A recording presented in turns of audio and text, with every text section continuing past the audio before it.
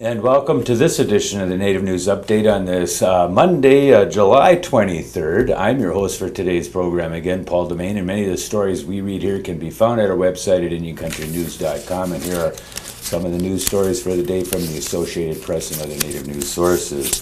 The Minnesota Historical Society has returned thousands of archaeological artifacts to the Bois Forte Band of Ojibwe. The collection includes stone tools, arrowheads, ceramics, and copper artifacts which were excavated in 1948 from tribal lands in Koochiching County without the band's permission. Archaeologists says the more than 7,000 items were 800 to 3,000 years old. The artifacts were taken and held by the University of Minnesota until 1999 when they were turned over to the Historical Society.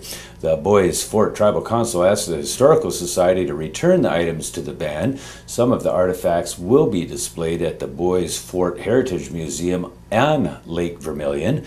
Bois Forte Chairman Kevin Lisi says the band is the best steward of its own history. Election officials on the Navajo Nation have nullified a petition to recall two of the top tribal leaders. A group of 8 Navajo filed petitions earlier this month to oust Tribal President Ben Shelley and Vice President Rex Lee Jim. Johnny Thompson of the Navajo Election Administration said last week that a review of the petition found that fewer than the required 5 committee members met qualifications for gathering the signatures. The group had argued that Shelley's administration wrongfully backed a settlement to water on the Little Colorado River basin. It can resubmit a petition. More than 38,000 signatures needed to move it forward, a daunting task that must be completed within 6 months among some 110,000 registered voters.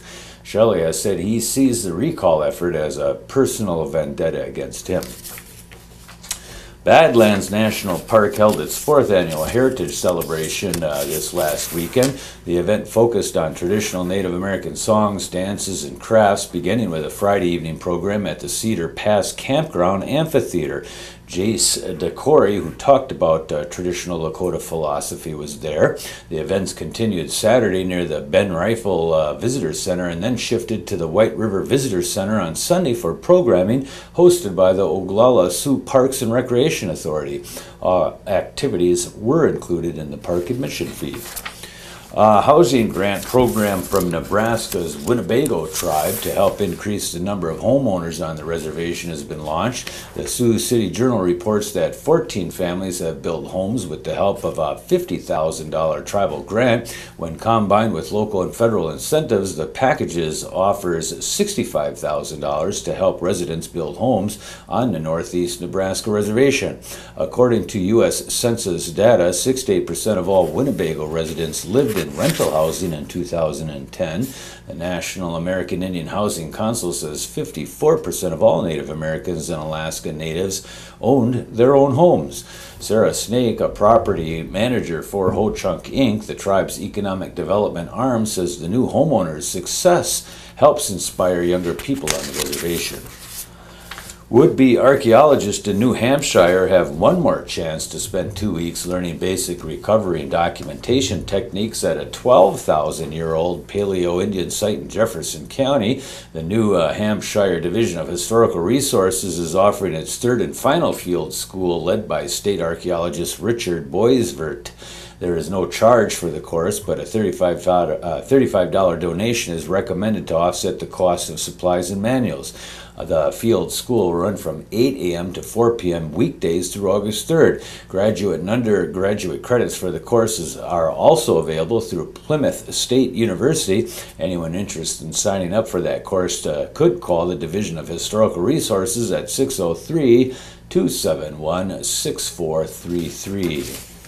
And archaeologists are finding ancient remains that might be of Native Americans beneath the reconstruction of Highway 35 in Wisconsin. Scientists from the Mississippi Valley Archaeological Center have found almost 24 likely skeletal fragments. They've also found hundreds of food and garbage pits, cooking hearse, tools, and other artifacts of the Oneota people who inhabited the Onalaska, Wisconsin area between about 1300 and 1600 AD. All burial sites are protected by state law. Jim Becker, the archaeological program manager for the Wisconsin Department of Transportation, told the La Crosse Tribune that any time remains are discovered during construction, the state must stop work and consult with the Wisconsin Historical Society. In accordance with federal law, state officials met with interested parties, including the Historical Society and the Ho-Chunk Nation, to agree on a process for monitoring construction and looking for further archaeological and human remains. And that's going to be another roundup of news from Indian Country on this edition of the Native News Update. Join with us on Mondays, Wednesdays, and Fridays for your latest news programs, and we appreciate that you've joined with us today, and we say thanks.